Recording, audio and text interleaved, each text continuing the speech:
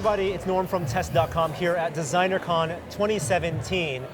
This is Justin Ishmael, who you may know his name, you may not, but if you are a collector of, for example, Mondo movie posters, you may definitely know him. He used to be creative director over in Austin at Mondo. Yeah, creative director, CEO, like you're responsible for building those relationships with companies like Disney, for doing things like the Star Wars prints. Tyler Stout, Ollie Moss prints. Ollie, all those guys. Yeah, I was one of a couple of really talented people over there that worked with different artists and kind of talked the studios and everyone to accept more of a alternative, if you will, style to movie poster art, and then we moved into records and then toys and limited edition collectibles. And that, of course, has a whole life of its own now. It's become this huge monster, and you've since then started your own company to work with licensors and also work with other artists to bring the fandom to something tangible. Right? Yeah, I went to Comic-Con 2 years ago, San Diego, and I was walking through, and there's just a million licensed products of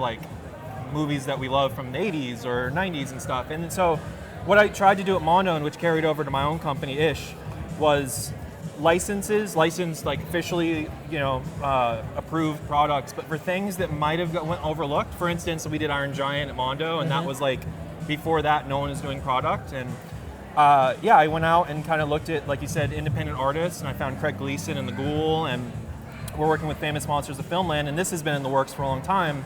We went to the creator of the Rock-afire Explosion, Aaron Fector. Yeah, Showbiz Pizza, Chuck E. Cheese, animatronics in pizza joints. If you were growing up in the 80s and 90s and had a birthday, you probably know this place, And those animatronics, the actual ones, they exist in collectors' hands. Right. They're in various deteriorating states. Yeah. But you see YouTube videos, some of them are still working. Yeah. It's actually, when I was doing my research on this, it's a very active, very strong fan base for Rock-afire Explosion, and it goes all the way from trying to collect merchandise from the theater, the Showbiz Pizza, and then Chuck E. Cheese, and then there's the guys that buy the robots, and they'll contact Aaron and want original parts, replacing Billy Bob's fur, and it's amazing. It's really inspiring, and I wanted to make this accessible to the world, if possible, but really watching the what they're looking for and the core fan base. I wanted to make this for them. And you're connecting that core fan base with the creator as an intermediate who actually understands both sides. Absolutely, yeah. I wouldn't want to do it if it wasn't with Aaron and official through him, because one of the things I really enjoy with any of the projects I do is talking to the creators and getting behind what this is supposed to be, instead of just saying, here's a photo, do it. We went through a lot of why he's built like this, and even kind of with the animatronic face and stuff like that. It was really important for me to have, I kind of, when we went to Mighty Jax, who's helping us produce it, I kind of had a few caveats where I said I wanted it to be hand sculpted, because I really wanted lots of details and lots of textures and everything, where a lot of times in 3D you can't nail that as much. And even some of the imperfections in the way the fur kind of folds over itself. It's like practical effects. You have those happy accidents, and I really love that. I wanted to do the replacement animatronic head and base it off of the actual robot for people that repair. They would see that and be like, I know that, right? And then you can't see it on this, but the eyes, I requested glass eyes, like the robots, because I feel like it's going to be that last touch. Actual glass eyes, it's not just painted. I want them to have that depth, but to also have that kind of dead stare.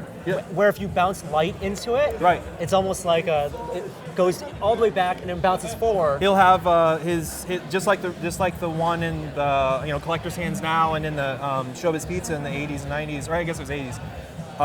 It'll be blue. He'll have his blue eyes, and the whole deal.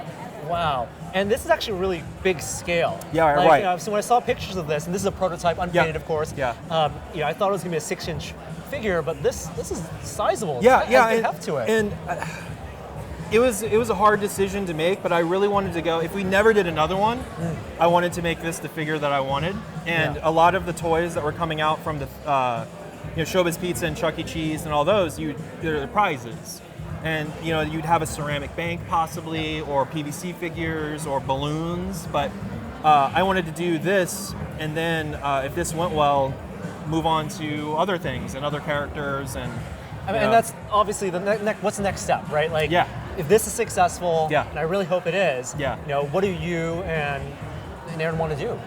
I would like to keep trying to expand the fan base for this because doing other characters, doing different sizes, doing realistic like this, and also kind of the art that they had, which is more cartoony, would be really nice.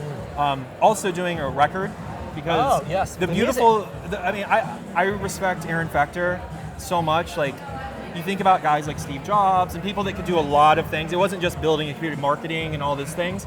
He created Whack-A-Mole, which is unbelievable. When he told me that, I was like, "You're kidding me! Whack-A-Mole! Everyone knows Whack-A-Mole." Into this, where it's not only designing a character, it's building the animatronics. He wrote all the music himself. So someone that can do all of those things, wear multiple hats, is always like, it's like Bo Jackson or something. He's playing multiple sports and excelling. It's really cool that Aaron can do all this stuff. Or you think of even something that in the future, maybe more mixed media with soft materials, clothing, or even some movement? I would love to. Aaron, if you follow his creative engineering and Rock-afire YouTube account, recently he had a mini animatronic set of a face that you could make and program yourself, which I thought was genius. So, if he watches this and wants to do a real animatronic, let's please do it. That'd be amazing. Wow. So what other kind of licenses are you and Ish, pursuing? We have EC Comics right now. We got that. I have various horror movies. I'm a big horror fan, so we have Deadly Spawn. We're working on The Gate right now, which is one of my favorite, probably top 5 horror movies. But just really kind of being selective and not trying to get too far in, and really wanting to tell a story around every product we put out and get people involved and hopefully grow it to where we can do more. And because it's fun to make this stuff, it's fun to research. Like, we're going to go down to the warehouse hopefully and take a tour and photograph, and so outside of that, I'm like in heaven. Like, you're fulfilling your own lifelong dreams. And also for fans who they could never have imagined this coming out as a product. Right. Like, there are fandoms for everything. Dude, I was so nervous about this. Like, I'm still, we haven't sold it yet or whatever, but we sat on this for months and didn't show anyone, and didn't talk about it at all, and waiting for the show, and having it at Mighty Jack's booth, and then I'm at my own booth, and having people walk up and like people. I tend to exaggerate and say freak out. We had people like freaking out. They couldn't believe it. They're like, "Is that Rock-afire?" And it's like, "Yeah." And they're like, "We never thought anyone would make it." And one person actually said they watched the documentary, the 2009 documentary, last night. Wow. And they're like, "This is incredible." So this is totally the right It was exactly the response I was looking for that kind of like, almost tears. Like, I can't believe this exists. So yeah. When are you targeting a release for this? Hopefully first quarter 2018. Awesome. Yeah, we were really being aggressive and trying to get it a blank for sale here, but we wanted it right. So there's lots of magnets and the eyes, and so we really wanted it to be special when people saw it for the first time, like for sale. Very cool. So, well, thank you for doing this, and thank you for stopping by and thanks chatting with me. It's great to meet you. Yeah, good to meet you. Thank you.